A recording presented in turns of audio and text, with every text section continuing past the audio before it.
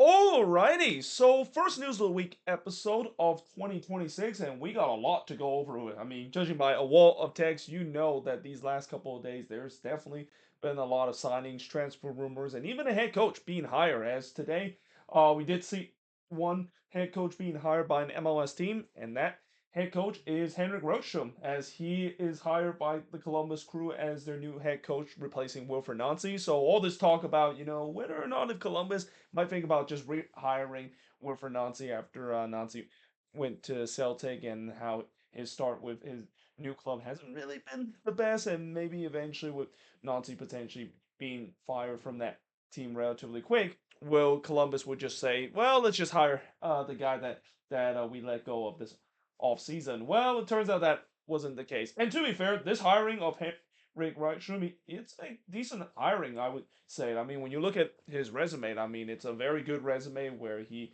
won multiple titles with Malmo and multiple Swedish Cup with Malmo as well. Now, obviously, when you win stuff from other leagues, and especially in the Swedish league, that is, we still don't know whether or not that can translate into MLS. And this is not to disrespect the Swedish league. And, I've seen some Swedish head coaches that have come into the league. In fact, some Scandinavian head coaches that come into the league. It's been a mixed bag. There's been some really good success story. One example is Jasper Sorensen last year coming from, I think, Copenhagen, if I'm not mistaken. And he became the new head coach of the Vancouver Whitecaps, and the rest is history. After that, I mean, the Whitecaps had an incredible run last year, not only in the playoffs but also in the CONCACAF Champions Cup. And I'm pretty sure Columbus is hoping that that is going to be the same case as well. Because again, on paper, when you look at this team, it's still a decent team. I mean, it is a team that, of course, still have a lot of Nazis old guys, and it's also going to be interesting to see whether or not if Henrik Rostrom will implement his philosophy into this team. And that I know the other big question is that if he does introduce his philosophy and his tactics, would it work out as well as when Wilfred Nancy was influencing his tactics? Because a big part of why Columbus was so good is not just because of the fact that the Crew has a lot of good talented players, but it's because the system that Nancy run was so successful that that's the reason why the Crew was so successful for the past couple of years. So this should be very interesting to see whether or not, of course, this would work out. And I would also say, if you're a Crew fan, I think they'll be pretty happy about it, considering a couple of days ago they were naming a guy that doesn't really have a lot of experience in terms of the head coaching role. I think they'll definitely settle for a guy that definitely have won trophies before, and hope that that might translate into MLS again, and Columbus being back, being a contender in the Eastern Conference again.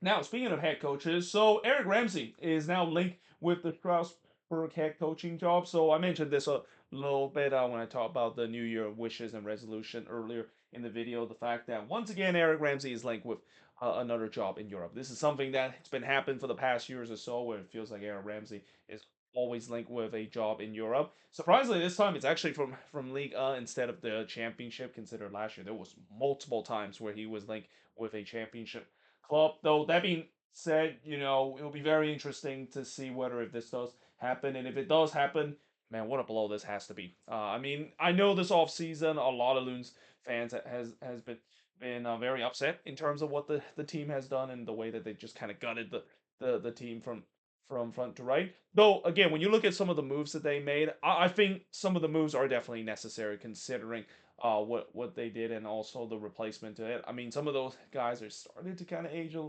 little bit. Um, and them immediately finding the replacement, we'll see, of course, that worked out. But obviously, Eric Ramsey is definitely going to be irreplaceable. I think this would be even a bigger loss for the Loons compared to Dane Sinclair, because as I'll mention in just a bit, it feels like maybe Minnesota might have found a decent option in that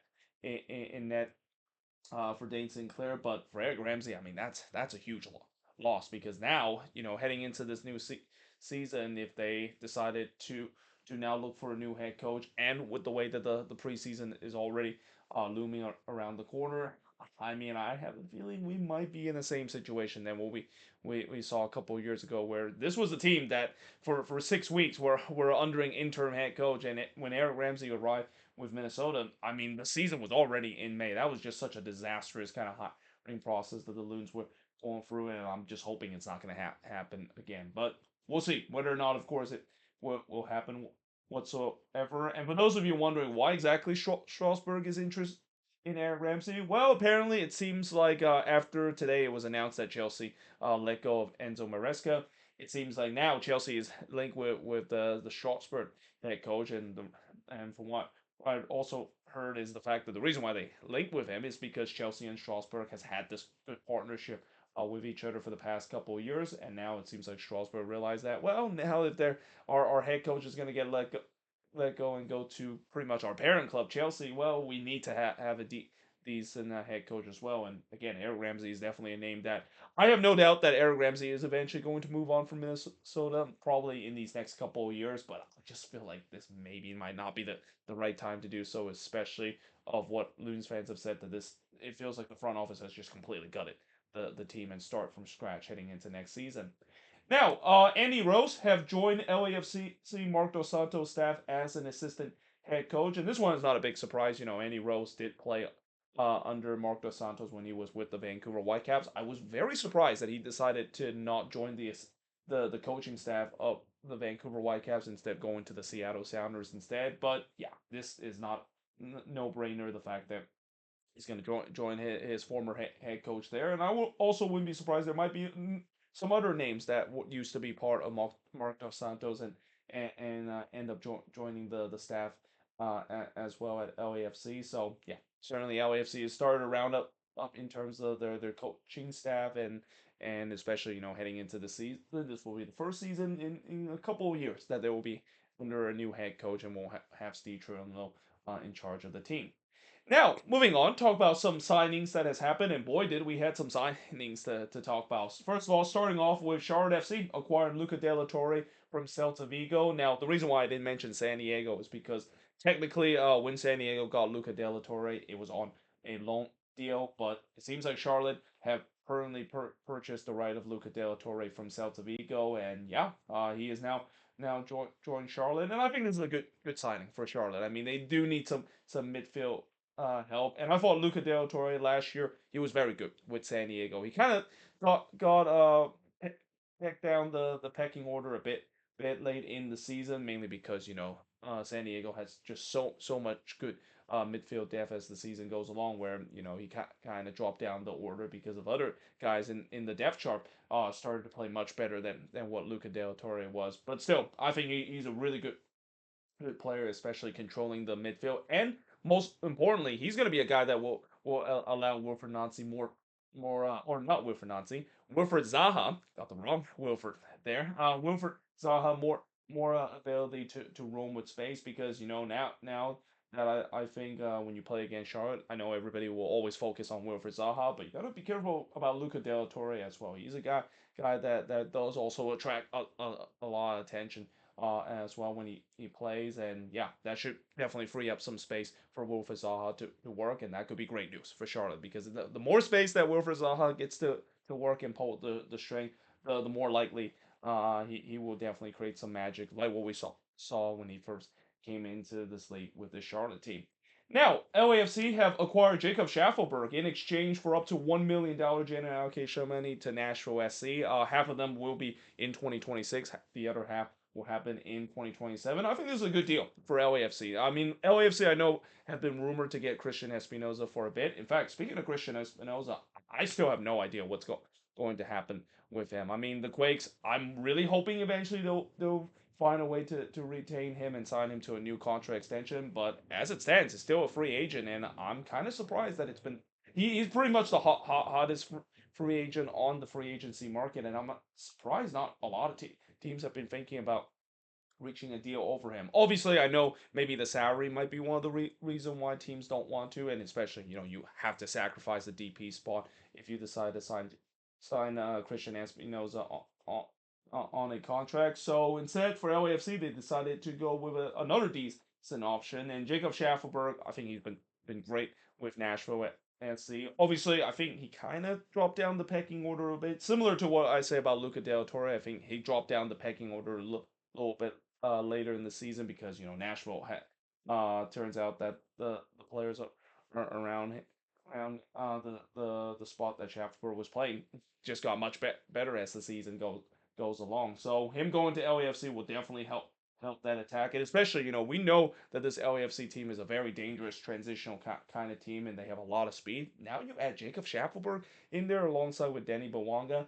I mean that is scary. Like that legitimately could be a very scary attack going forward. And I haven't even mentioned Sung in there as well, pulling the string. This is the reason why a lot of people are picking LAFC to be once again one of the favorites to reach MLS Cup and maybe even win the whole thing again heading into next season.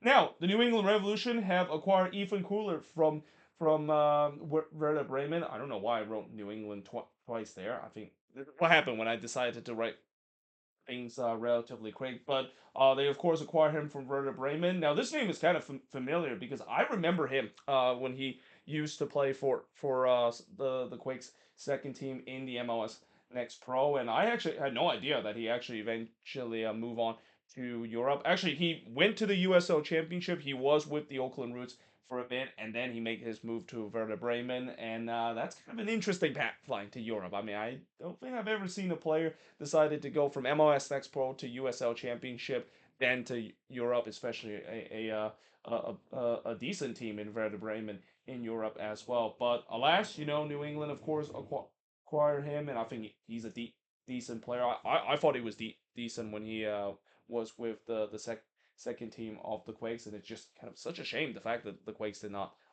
retain him for, after the end of one of the season in the MLS Next Pro. Not the first time we have seen the Quakes decide to let good players out of their academy, because as much as I know the Quakes have always been touted as a decent academy, it's just kind of always frustrates me at times where the Quakes, when they do decide to promote some guys from their second team, it's sometimes not tends to be some of the better guys, and they decide to let some of the better guys on the team walk to somewhere else. But yeah, I think this is a good business that the Revs, of course, done. And then, of course, DC United, they have signed Japanese defender Keisuke Kurakawa from Gamba Osaka. So yeah, DC continued this all off season where they have just pretty much gone ham when it comes to the transfer market. And in many ways, you kind of had a sense they have to. I mean, with this front office just feeling a ton of heat from the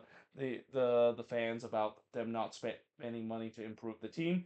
Obviously, DC needed to do something, and especially with how dire the roster is heading into this upcoming season without the signing. Yeah, they had to make the move to address multiple issues that is with this team. Now, with him being this signing as well. I mean, I don't know too much about this signing. One thing I do know is that we have had a fair amount of Japanese players that have come to MLS lately. In fact, we have had numerous J League players that have come to MLS, and it's good to see that we have seen the league decided to scout more over in the Asian market, because there's a lot of good hidden gems out there, especially in the J League as well. That there's some decent player that can definitely come into this league and do well. I mean, a great example of that is Mickey Yamane, coming from the J League, joined the LA Galaxy, and look how that turns out for the Galaxy itself.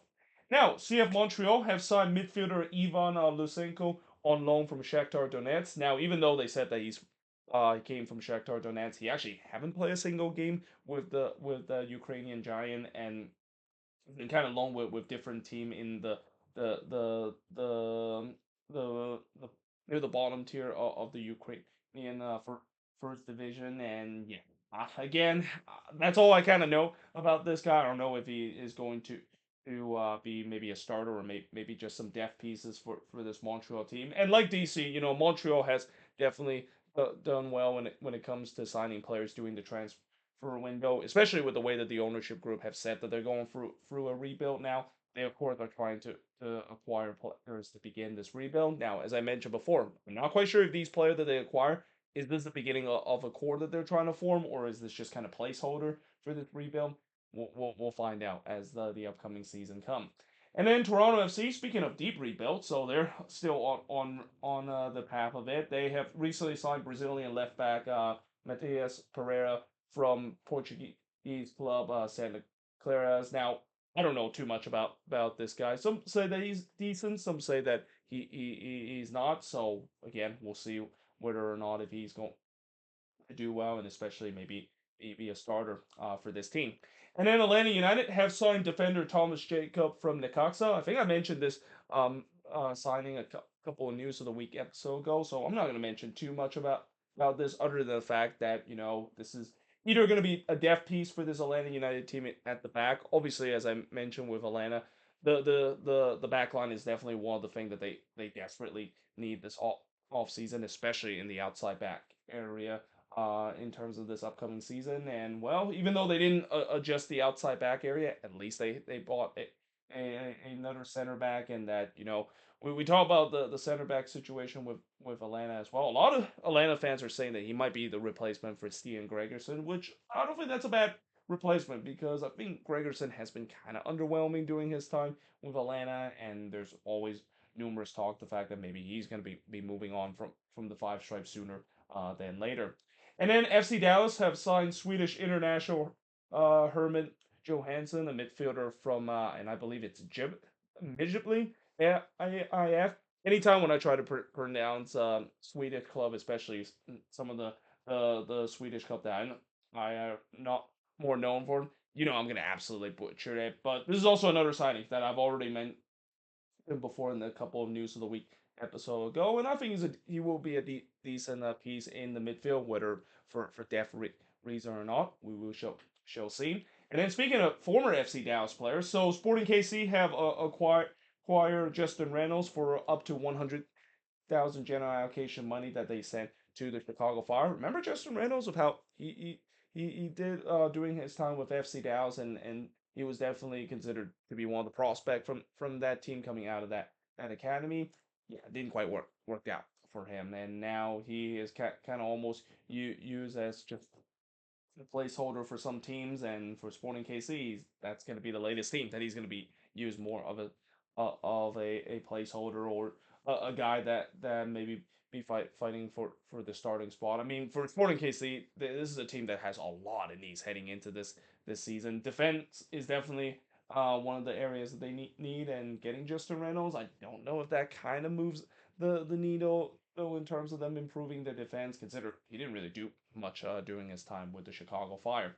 And then Minnesota has essentially signed Drake Calendar in exchange for up to 450,000 JR allocation money to Charlotte FC. So, I've already mentioned this before. The Loons decided to replace Dane Sinclair with Drake Calendar. I think it's a decent replacement. I know it's going to be a tough task for any goalkeeper to try to replace what Dane Sinclair did with Minnesota, but I think Drake Calendar can do so, especially if he can look like the guy before he suffered those injuries during his time with Inter Miami. Prior to those injuries that he suffered, he was definitely a decent number one for Inter Miami. He was so decent, the fact that he actually got called up by the U.S. men's national team a couple of times as well. So if we can get that version of Drake Calendar back, then I think this is a good deal. And especially, for 450,000 general allocation money, it is surprisingly low. And especially with the way that Charlotte, when they first bought him in the first place, and they pay like I think like 700,000 general allocation money, that is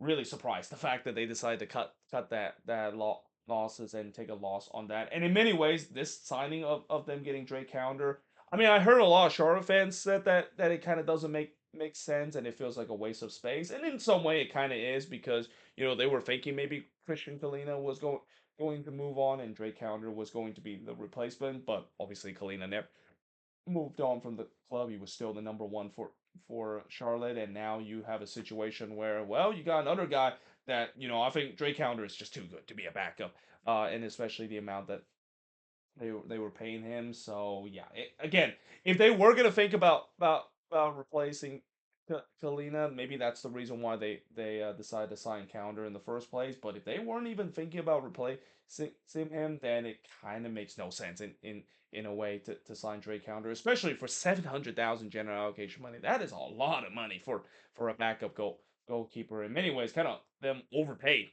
for that, and this is kind of the consequences that they have to live with. Take a loss on a move that, just on paper, I get what they were trying to do in terms of replacing Kalina, but because of the fact that they never did it, just at the end of the day feels like it's a waste of money and waste of space, as what Charlotte fans have said about Drake Calendar doing his time with Charlotte.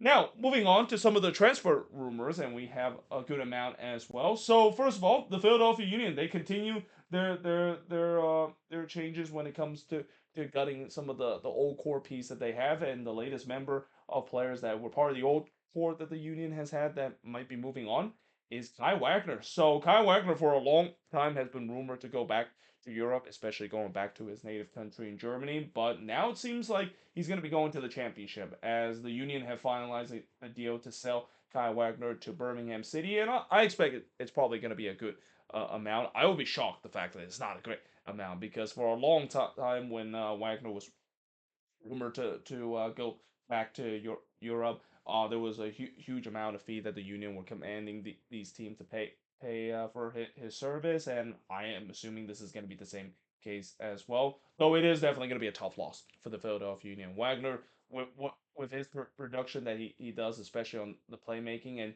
he's probably the best playmaking outside backs in this league. I mean, the amount of assists that he has from his fullback positions and the crosses that he deliver. I think besides Gresso, he's probably the best crosser in the league from his fullback position. So yeah, that is definitely a huge loss for the Union, but they at least get a good amount of money out of that deal, and that's just kind of what the Union likes to do. The Union are a team that likes to either develop young talent or decide to find some hidden gems in the transfer market and develop them and turn them into good asset, and eventually they're going to sell off that asset, and now the question is, what are they going to do with that asset? That's always kind of the big question you got to say with the Union, and maybe one of the big criticism I think Union fans will say about the team, where yeah, they do a good job in terms of selling some good talent, but for the most part they don't really turn that asset and find a decent replacement in the future, or in other words, them being kind of a little cheap in terms of keeping the profit.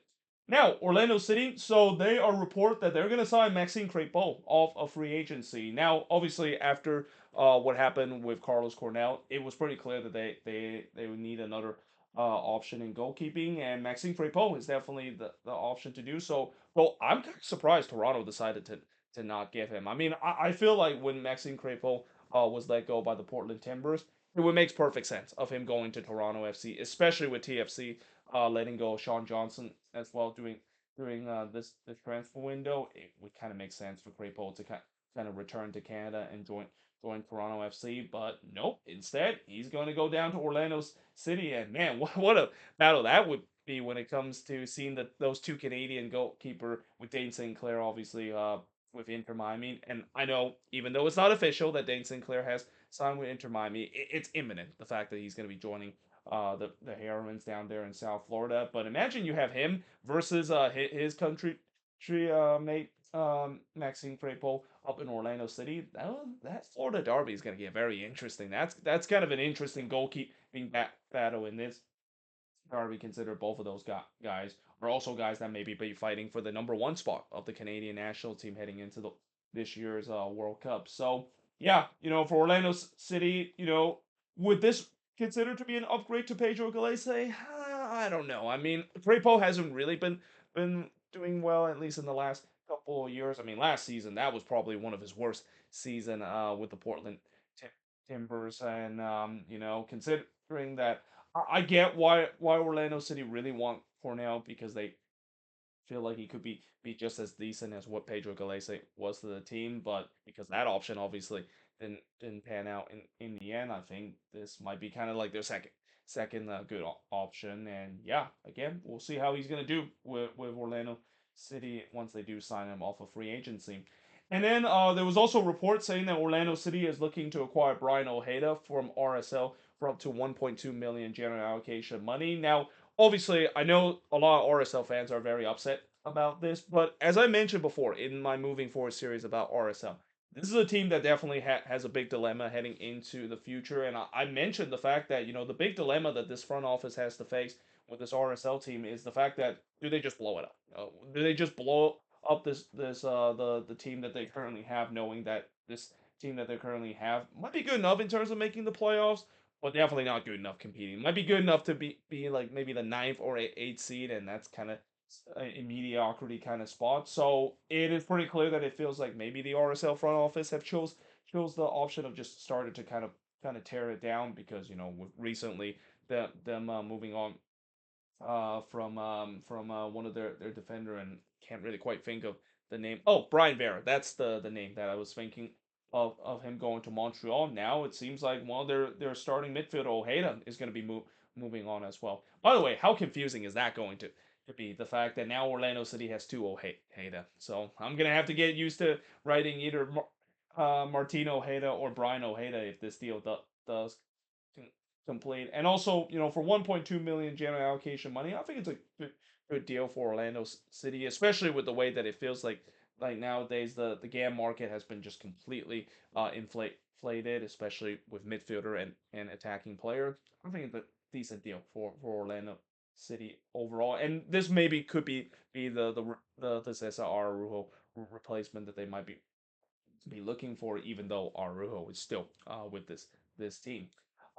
So moving on, DC United again. They've been very busy when it comes to the transfer market, and now they're looking to make the biggest signing of this off season as they decided to sign for Luis Manatu new from CFR Cluj. I think that's how you say it. It's a Romanian club that is, and apparently it's a record transfer fee. Now, obviously, I know this feels like it's a big statement, but I also see why some DC fans are a little bit surprised that this is going to be the guy that they're looking to try to replace Benteke, especially with the way that doing his time with the Romanian league. I mean, he scored double-digit goals, but is he worth like the $7 million price tag that I have heard that is rumored to flow around? I mean, that again, that feels like it's a huge amount of price, and especially for that amount of price, you are really hoping that he actually turns out to be that double-digit goal scorer like he did during his time in the Romanian league. So yeah, we'll see whether if this deal does done, and if this deal does done, then there's a lot of pressure on him to definitely replace the production that Benteke does. I mean uh area where DC is actively trying to look to replace Benteke. I mean that with what Benteke has done with that DC team, and at times just single handedly carry that DC team to relevant, just like what we saw a couple of years ago. That's not an easy shoes to fill, and they're definitely swinging big and hope that this is a guy that, even though he's done okay during this time in the Romanian league, it feels like it's a little bit of an overpay. The fact that they decided to go with a huge amount of transfer fee, as it reported, it was around $7 million. Now, DC United is also linking to sell one of their player, and one of their player that they're going to sell is Boris Ina, as they're looking to sell him to Beta Jerusalem, and apparently the transfer fee is only 500,000 K. So that is a bit of a loss compared to when they first bought him. In fact, a bit of a loss might be an understatement. That's kind of a huge loss that they are suffering from selling him. But I guess it kind of makes sense because he just really never fit in the system that DC currently has. To be fair, not a lot of players has really fit the system that Troy Saint has, and I think this is them just kind of cutting the their losses. Though it is a bit of a loss considering they bought him for $3 million and now selling him for a 2.5 million net loss. Yeah, there's a reason why DC is where they were last season, and it's a reason why fans have been openly up in arms in terms of the front office and some of the decision making that the front office has made. Now, the Portland Timbers is also linked with an Australian center back in Alex Bruntek from Western Sydney Wanderers. Now, we have seen a fair amount of Australian player that has come into the league, especially from the A League. That is, so this is not a surprise. The fact that we're seeing another Australian player come into the league. In fact, if this move does happen, and if he is going to be in the starting 11, he's going to be partnered with Finn Sermon. So here you have a Kiwi and an Australian pair up at the back. I'm pretty sure that doesn't cause some complication at the back. But all kidding aside, as I mentioned with the Timbers before, and I'm pretty sure every Timbers fans have know this already. They need some defensive help, and it's pretty clear that that's kind of the number one priority that they have to face heading into this upcoming season. And well, we don't know whether or not if he is going to be a decent replacement, especially a decent replacement for Kamal Miller, who was pretty bad doing his time with the Portland Timbers. Yeah, we'll see whether or not, of course, this, of course, would turn out.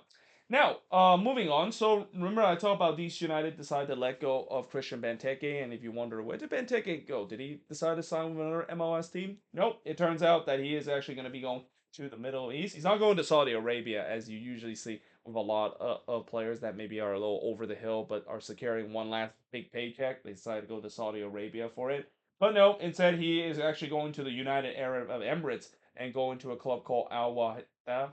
Now, obviously, I'm not surprised the fact that he decided to do that, and especially I get the reason why not a lot of teams are looking to trying to sign Christian Benteke off a free agency is because of the price tag and the contract that they have to take. I mean, no team is going to take a DP contract for Christian Benteke. As good as Benteke is, he is starting to head to the decline, and we kind of saw it last season with DC United as well. His goal production definitely dropped compared to when he first came with DC United in his first season. So yeah, obviously I think that's kind of the reason why he didn't join another MLS team. And again, for a guy that want to secure one last paycheck before he does retire, I guess going to the Middle East is definitely the way to go.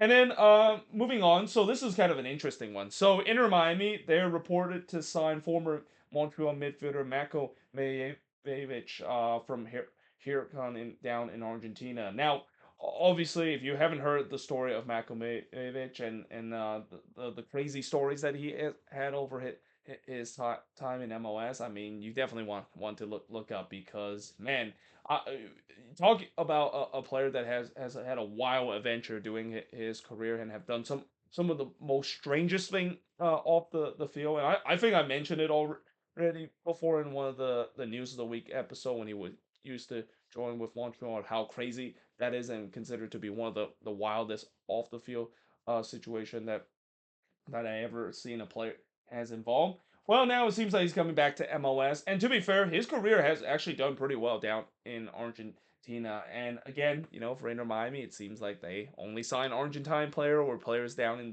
the Argentine league. So I guess this sounds about right in terms of them decide to pick him up and watch how he's gonna turns out to do so well. The fact that he's gonna somehow play his way back to the U.S. men's national team. I mean, I still can't believe that at one window he was actually selected in the U.S. men's national team, despite the fact of all the controversy surrounding him, and he still somehow earned a cap with the national team. I believe with Maurizio Pochettino as well. I'm pretty sure Poch didn't realize the crazy things that he has done off the field because it's kind of surprising the fact that he actually still got a cap with the U.S. Despite that during that time he wasn't actually even considered to be decent as he is right now, as he after he's done pretty well down in Argentina. Now, moving on to talk about some news that is not related to transfer rumors and also signings. So, in Inter Miami, or actually, I'm sorry, the Kraft Group have reached an agreement with the city of Everett and Boston in terms of the Everett Stadium proposal. Now, obviously, this is great news for New England fans, and especially, we talked about before where New England they're being very serious now when it comes to building this new stadium down in the Everett site, and now it feels like this has definitely took another step forward with the Kraft Group, and the city has officially agreed that they have reached an agreement in terms of the proposal. Now that also doesn't mean the fact that they now have the green light in terms of building the stadium. There's still a lot of hurdle that they have to jump through. And one of the biggest hurdle obviously has got to be the environmental studies, and because of the fact that that ground is kind of in a toxic land space, there's still that needs to be approved before they can put shovel onto the ground. But again, this is one step forward in terms of New England finally building themselves a soccer specific stadium, and it's also great to see the fact that remember a couple of years where they said that this deal looks like it was dead to water after the Massachusetts state legislator voted down on this. I mean, I'm pretty sure a lot of New England fans were very disappointed to see that, of course, happen, and it feels like it's kind of a dead deal. But I also did say that there was maybe still a glimmer of hope that they might revisit this again in the near future, and maybe they'll actually get the approval. And it feels like now it seems like that's going to be the case, or at least we're heading into that direction. Until, of course, they do get all the hurdles to jump through. then yeah, this proposal is still up in the air, but it is still looking promising. And again, of all the teams that desperately need an MLS soccer specific stadium and need to move out of their cavernous NFL stadium like Gillette Stadium, New England is definitely right up the top of the list. And with other clubs are also started to moving out to build themselves their own soccer specific stadium and leaving the age-old NFL stadium. It's always great to see that we have more teams that decide to do that, because it's hard to believe the likes of New England and Chicago, those two teams playing like at MLS 1.0 stadium. It is pretty clear that it's a great sign to see that they of course are making progress of actually building a soccer stadium. And in the case of the Chicago Fire, that's actually going to happen relatively soon after they have pretty much cleared all the hurdles and are ready to build that stadium around the Chicago area, and is set to open in 2028 as well.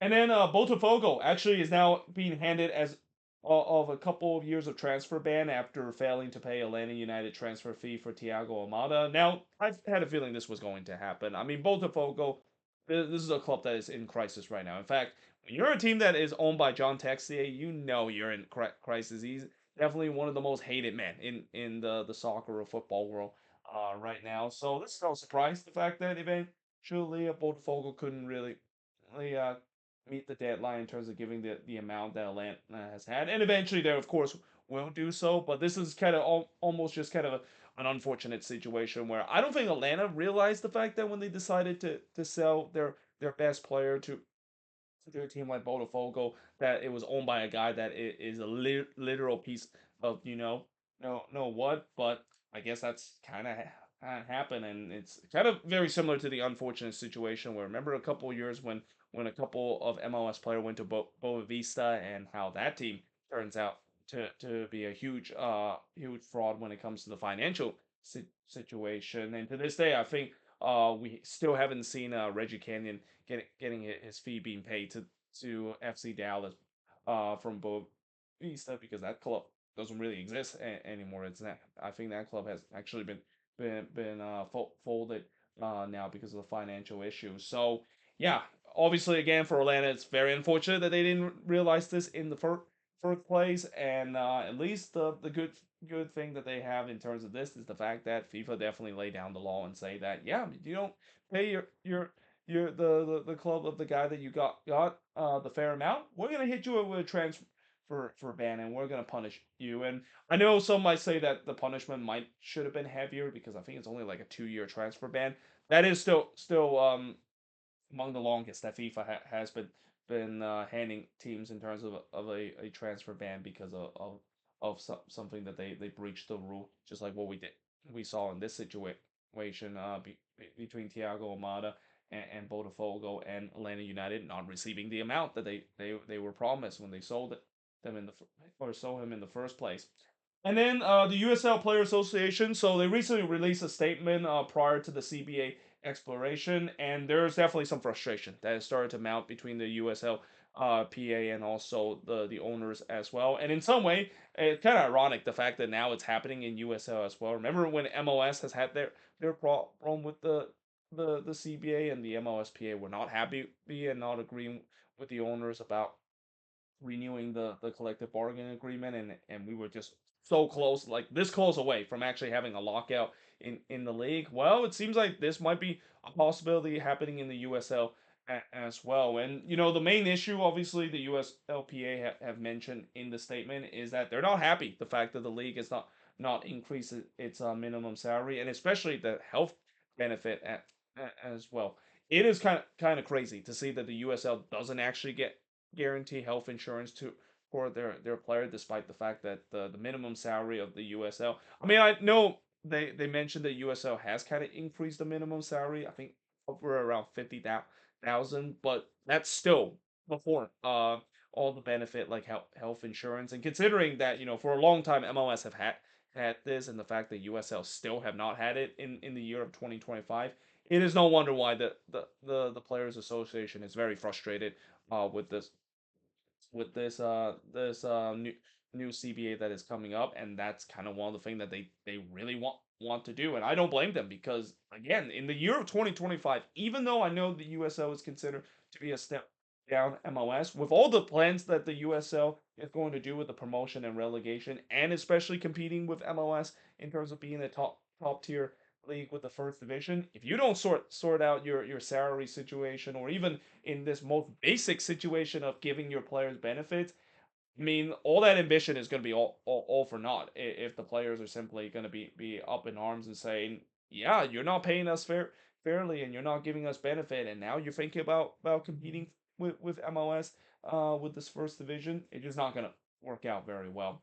And then, last but not least, I got to finish with something to do with the World Cup because again, it feels like every news of the week I always kind of laugh in terms of some of these headlines about the negative about this World Cup, and this is the latest one where FIFA President Gianni Infantino have actually said that he doesn't mind the fact that the World Cup tickets prices is high. He says that the reason why it's high is because the demand is absolutely insane. I mean, he also mentioned the number as well. I think it was like 150 million people have applied for tickets as well, and he mentioned that that can put like 300 World Cup in terms of the amount of tickets that they hand out. Now, obviously, I don't know if that number is exactly true, but one thing I know for sure is that I don't think Infantino realized the fact that the problem with the U.S. sports market, and I mentioned this before, that is kind of the unfortunate thing about the U.S. sports market and also the ticketing market in this country is the fact that there's a lot of scalpers out there and a lot of people out there simply are just buying these tickets and want to sell them off for profit. There's a reason why the secondary market here in the U.S. is very loosely regulated compared to other country. Heck, even Canada, their resale market is relatively loosely handle compared to what you see in Europe, where in Europe, even though they do have a resale market, it's definitely much more tightly regulated than we see here in the U.S. And there's always a benefit and disadvantage when you loosely regulate the secondary market. The benefit obviously is that it's much easier to get tickets. I mean, how when teams always say that they have it officially sell out their seat for an upcoming game, it's been really true because you can always go to StubHubs or SeatGeeks or even TickPicks, as that seems like it's a very popular website, and even Game Time as well, another popular app that I actually been using a couple of times to get tickets as well, because again, it's very loosely regulated when it comes to the secondary market. But the disadvantage of that is that now you have scalpers everywhere that is going to buy out those tickets and jacked up the prices, and we're seeing it right now with this World Cup. A lot of the people that are getting the tickets, I have a feeling, are not really fans that are going to actually attend the World Cup. They're just there to make an extra buck out there and trying to jack up the prices. And unfortunately, Infantino doesn't see it that way. Even though I think everybody can see that that's kind of the reason why the tickets prices are just incredibly insanely high. It's not because of the demand that this World Cup is, which yes, there is a fair demand, but it's because of the fact that a lot of people and a lot of scalpers are taking advantage of hopefully selecting it and winning the jackpot in terms of getting these tickets so that they can post on the resale market, and not just the FIFA resale market, but all these other websites I've mentioned that they're going to post it out there and just resell it for a huge amount of money. So yeah, again, it's just kind of an interesting thing I want to mention. And for a person that I still have hope that I want to go to World Cup, even if I'm probably gonna have to pay a leg and a half to go to these games. It's just kind of the unfortunate thing about the World Cup being here. There's really nothing we can do about it, and that hopefully, as I've said before, as we get closer to the World Cup, and especially with this whole lottery system is being done, and now it's first come first serve. Hopefully, some of the prices will start to drop down. I know some of the more popular matchup, or even in the knockout round, the prices are not going to be dropped down at that much. But when it comes to some of these games that are just pretty much like bottom tier kind of group stage match, and believe me, there are some matchup in the group stage that are very bad matchup. Heck, I mentioned before, all these games that's going to take place in my area at Levi Stadium in the Bay Area are all terrible matchup. I do not think anybody is going to pay over $300 to watch Austria versus Jordan, or even Jordan versus Algeria. I think the tickets prices for those games are going to be cheaper, especially if the demand is not going to be as high as we've seen them before. But unfortunately, if you do want to watch some of the more popular matchup in the group stage, or even in the knockout round, or even the World Cup final itself, I have heard people say that World Cup final tickets are going up to $10,000 at the minimum. And while I think it might be a little bit cheaper as we get closer to World Cup final, I think that sounds about right, especially with that the man of the World Cup final is just going to be even more higher, and that Scout are definitely going to use that as a way to exploit the general sports fan here in the U.S. because with the demand being so high, you just almost had to pay a premium and bite the bullet in terms of buying these tickets, attend an event that is actually going to be something that I think Infantino is going to be right about. If he's going to be right about the demand of the high World Cup ticket prices, he might be right when it comes to the final itself because it is when it comes to the World Cup final, that's always an event that everybody wants to attend.